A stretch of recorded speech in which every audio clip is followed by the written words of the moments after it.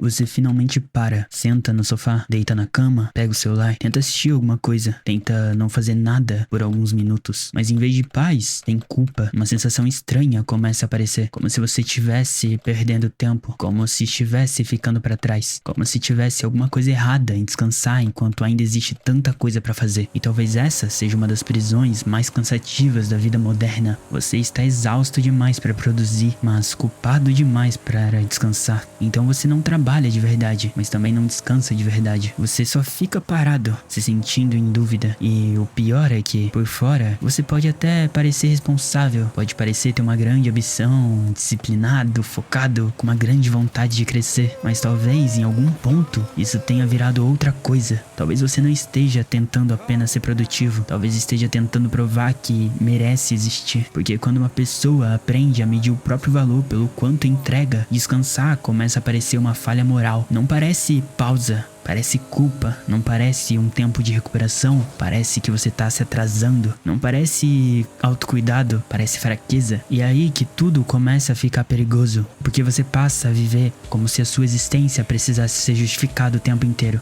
Se você produz, tudo bem. Se você resolve, tudo bem. Se você ajuda, tudo bem. Se você aguenta, tudo bem. Se você entrega, tudo bem. Mas se você parar por um minuto, alguma coisa dentro de você começa a dizer: você não deveria estar fazendo isso. Você ainda não fez o suficiente. Você está sendo preguiçoso. Você está desperdiçando tempo. Você vai se arrepender depois. E de repente, até o descanso vira uma cobrança. Você tenta relaxar, mas a mente começa a listar pendências. Você tenta dormir, mas lembra do que ainda não terminou. Você tenta se divertir, mas sente que deveria estar estudando, trabalhando, melhorando, resolvendo alguma coisa. Você tenta simplesmente existir, mas parece que existir sem produzir não é permitido. E talvez essa seja a parte mais cruel. Não é que você não tenha tempo para descansar, é que quando o descanso aparece, você não consegue se sentir inocente dentro dele. Você leva a cobrança junto, leva a pressa, leva a comparação, leva a sensação de atraso, leva a voz interna dizendo que alguém em algum lugar está fazendo mais do que você. Então até quando você para, você continua sendo perseguido. Não por alguém de fora, mas por uma ideia. A ideia de que você só vale quando está sendo útil. E essa ideia não nasce do nada. Em algum momento, talvez você tenha aprendido que ser bom era dar conta, que ser admirável era aguentar, que ser responsável era nunca parar, que descansar era coisa de quem não queria o suficiente. Talvez você tenha sido elogiado quando produzia, reconhecido quando ajudava, valorizado quando era forte, necessário quando resolvia tudo. E aos poucos, a sua mente aprendeu uma lógica silenciosa. Se eu sou útil,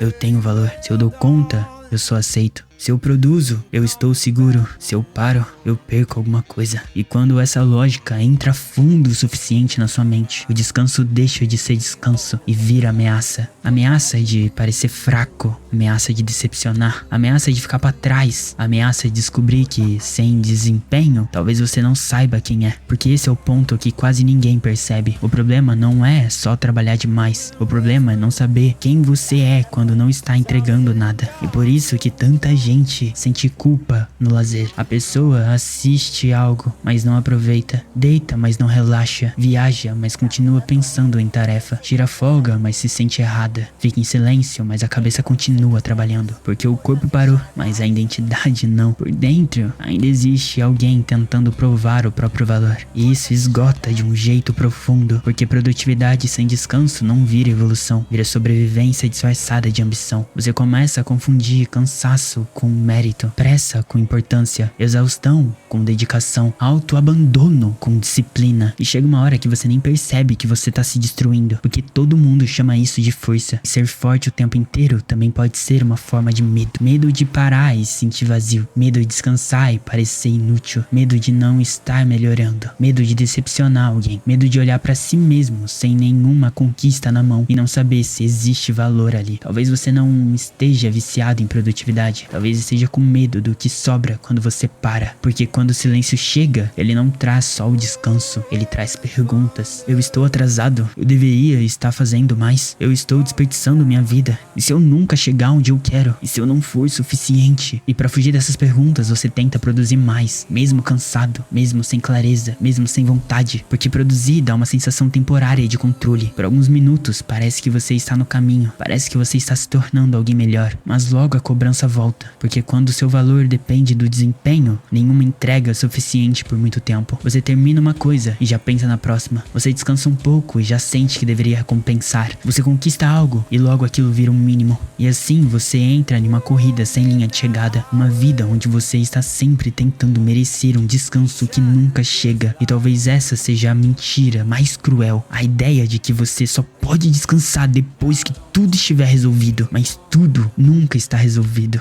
Sempre vai existir mais uma tarefa, mais uma cobrança, mais uma meta, mais uma pendência, mais uma versão de você que ainda precisa melhorar. Então se você só descansa quando tudo acaba, você nunca descansa, só colapsa. E muita gente chama colapso de pausa. A pessoa não para porque escolheu cuidar de si, para porque o corpo falhou, porque a mente travou, porque a energia acabou, porque continuar ficou impossível. Mas isso não é descanso, é queda. Descanso de verdade não deveria ser o último recurso depois que você se destruiu. Descanso deveria ser parte da vida, mas para quem aprendeu que valor vem da utilidade, descanso parece quase uma traição. Traição ao futuro, traição às metas, traição às expectativas, traição à versão ideal que deveria estar sempre evoluindo. E é aqui que esse tema fica mais profundo, porque talvez a culpa ao descansar não seja só sobre produtividade, talvez seja sobre vergonha. A vergonha de não estar fazendo bastante, de não estar crescendo rápido o suficiente, de não ser disciplinado bastante, de não estar à altura da pessoa que você acha que deveria ser. E quando a vergonha entra, descanso vira prova contra você. Um momento parado começa a aparecer evidência de fracasso, como se a sua vida dissesse: está vendo? Você não quer de verdade. Está vendo? Você está ficando pra trás. Está vendo? Você é fraco. Só que isso não é verdade. Isso é só uma mente cansada, tentando transformar a autocobrança em identidade. E talvez você precise ouvir isso com clareza. Descansar não prova que você é preguiçoso, prova que você é humano. Você não é uma máquina de entrega, não é uma meta ambulante, não é uma lista de tarefas tentando merecer amor. Você é uma pessoa,